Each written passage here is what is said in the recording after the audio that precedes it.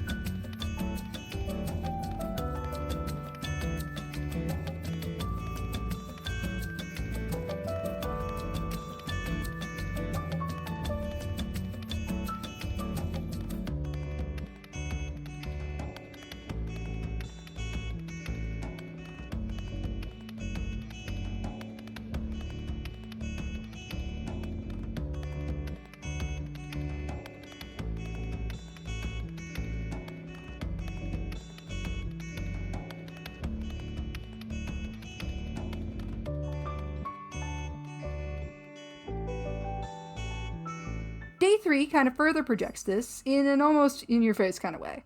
The angel we caught a glimpse of on day 1 seems to be back, and she recognizes the other character.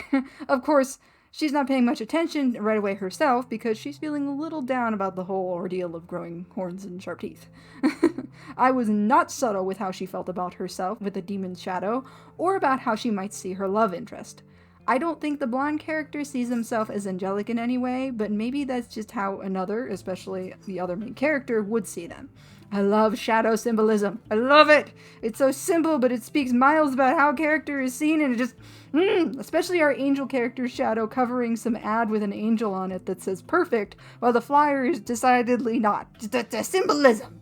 Also, the word for the day was path, so they're on the same path. Crossing paths. We're getting a little vague here.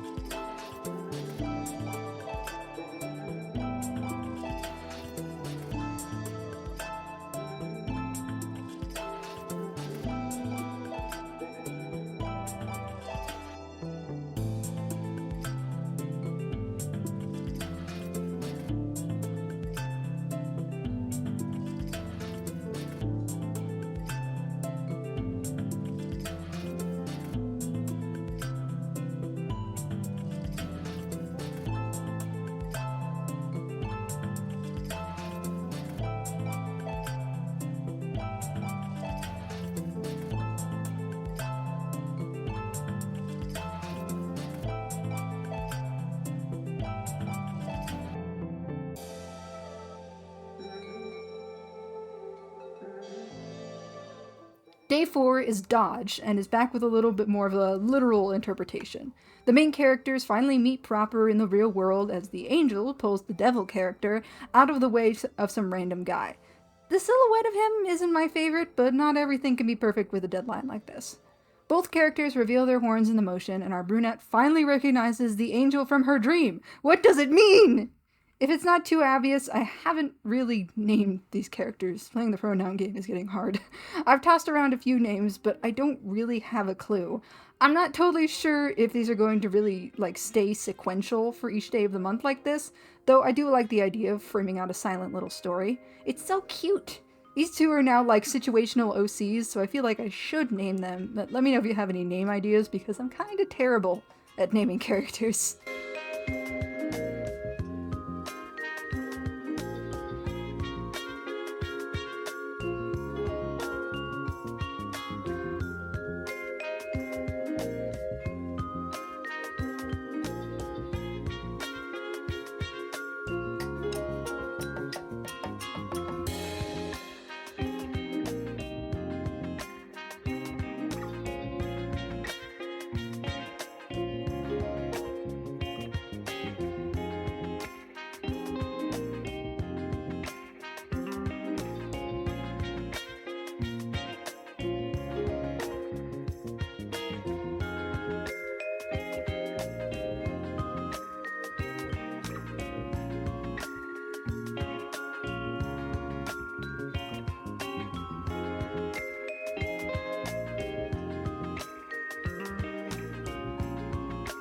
Day 5 was map, and I had to thunk on this one.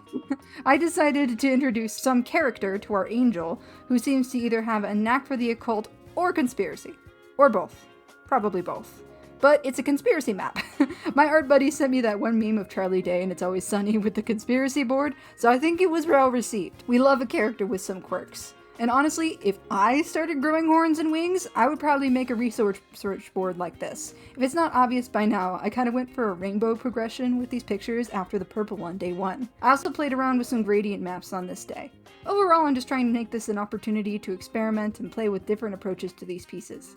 It's super fun so far. If they're not all perfect, I'm trying not to be too hard on myself. It's a 30-day challenge. They can't all be bangers.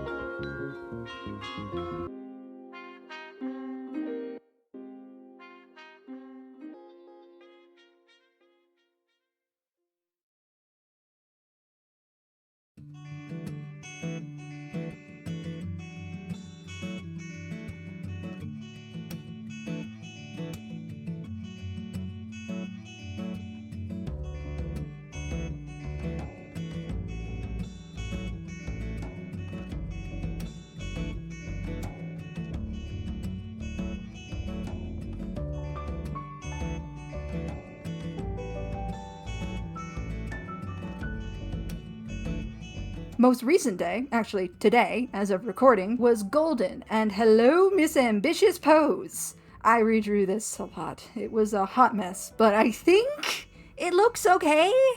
I have no clue if anyone would take off a sweater like this, but it's hard to draw a character pulling a shirt over their head without hiding their face. Who knew? I decided to play with light in this kind of limited color palette. Instead of just blue, I went for a streak of gold or yellow for the prompt. I love this concept. Don't know if I fully got it in the first try, but I still really like the idea, so I might come back to it later. I did clean it up a bit more in post because I totally missed a spot, oops, and added an overlay for the final piece, which you will probably see popping up.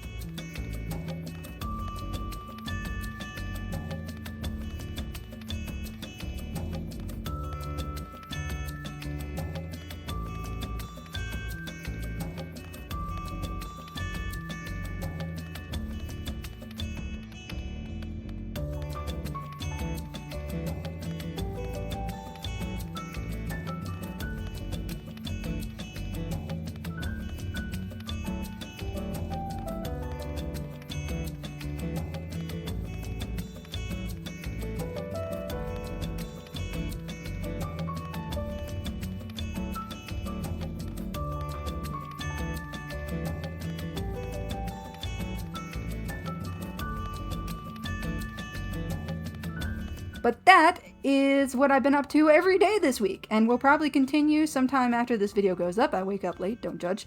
Let me know what you think of what I have so far, and what progress you've made on your challenges, if you're doing them, even if it's not every day. Even if you're doing repost tober and just vibing. We don't all have the time or willingness, and that's cool too.